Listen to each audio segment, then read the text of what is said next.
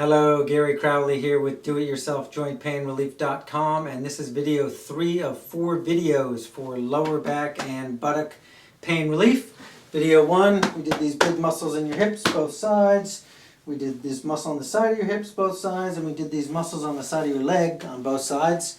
Video 2, we released the muscles on the front of your back that could be causing your problems.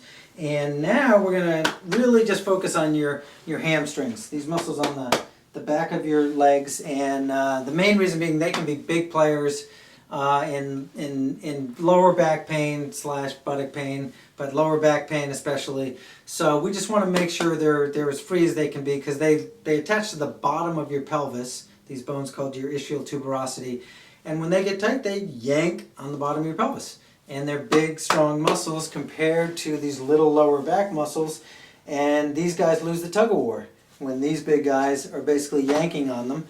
And so we just want to make sure they're free. So the first thing I want you to do is with a softball, for me, because I'm on this cushy table, or baseball-ish if you're on a harder surface. But if you have a softball or something you can sit on, you know, people sit on all sorts of hard, roundy things. But if you have a softball, that's great. And basically you just want to, I'm basically doing what I call a tennis ball press that I usually do with the tennis ball, where you find a tender spot, and we're going to do both legs, but I start at the top up here. And if you find a tender spot, like for me, right up around there, and then you, let's spread this out a little bit, and then you make that hamstring work a little bit by raising and lowering that lower leg. You will find that muscle has to kind of let go, because your brain realizes that you actually want to use it. And then, you know, some of them might take a little longer than others, and some you might get half of it to release in that one spot. And, you know, if it's stubborn, you just go to another spot. Not only because we can come back later and do this same technique, but we're also going to do, after I show you this, we're going to do a stretch that'll get in here. But basically, you just want to, if nothing else, make your brain aware that all this stuff is tight for the stretch that we're about to do. And my upper half of my hamstrings is where most of my stuff is. I always blame my computing, but it could be driving, it could be just living in general. But there they go. But they're already better than a minute ago, just from pressing. That ball is in one spot, on the tender spot, and I'm making that muscle work under the pressure of my body weight and the ball pressing into that spot. Yeah, so it already starts to let go.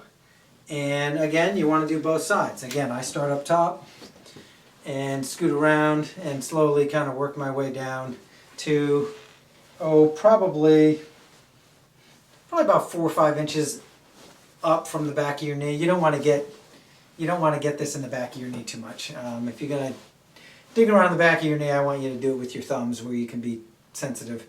But yeah, you basically, my left one's got some tension too, so, you know, I could spend a few minutes doing this, and my back's not hurting me right now. And the good news is you can do this for 5-10 minutes and take a break and go do whatever and come back later in the day and do it again. You can't really do it too much, it's only going to help. But that is the sports ball release of your hamstring. And now you kind of know, and your brain kind of knows, your cerebellum at the top of your brainstem now knows that these are kind of tight, because you've just been shining a spotlight on those hamstrings for your brain. And so now I'm going to do my favorite hamstring stretch.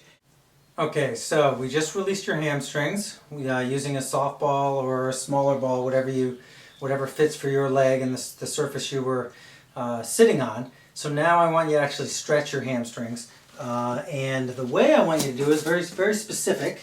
I want you to basically stand with your feet about shoulder width apart, and with the weight in the balls of your feet. And then I want you to just fall forward, and don't even try to stretch, but just notice how far forward you naturally fall with your legs straight. Okay, this whole thing we're going to do with our legs straight. There's no point in cheating and trying to go further by bending your knees. Just go, if you go to here and that's as far as you naturally go, then that's fine. And so for me, if I just hang there, I go with my legs straight, I go to about there. And then what I want you to do from wherever you naturally hang from, I want you to flex these quads, these big strong muscles on the front of your legs. I want you to flex them as hard as you can. And you can think about lifting your kneecaps if that makes it easier. But flex those as hard as you can with your legs straight, and then push yourself into the stretch. And if you hold that, while you do that for about 5-10 seconds if you can, you will feel that generally all the way up the back of your body, of your lower body. And when you flex these hamstrings, your brain wants to generally let go of the opposite muscle to help those muscles do their opposite job. So by keeping these legs straight and flexing those muscles, weight in the balls of your feet, leaning forward, you can really get a good stretch of these hamstrings. Now, if this is too hard for you, or even if in a certain way, if you're even a little more advanced, you can take a stick, or you can have a table in front of you, or if your bed's kind of high, you can put your hands on your bed. With these legs straight, same stretch, but instead of going down, if you kind of go down and forward a little bit, you will also feel that stretch. Some people it's a little tricky, so if they have something to hold on to a little bit, you can, and again, I feel that stretch just as well. And again, I'm flexing these as hard as I can and pushing forward and down. And that just feels good, especially after doing the softball. So, so do that stretch.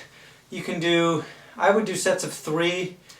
Well, if you did 3 sets of 3, holding that stretch for 10 or 15 seconds each time, that would be great. And if you did 3 sets of 3 times a day, very quickly you would see dramatic improvement in how far down you can go when it comes to touching the floor. So that's video 3 of 4, releasing your hamstrings with the softball or any other sports ball, and then this stretch.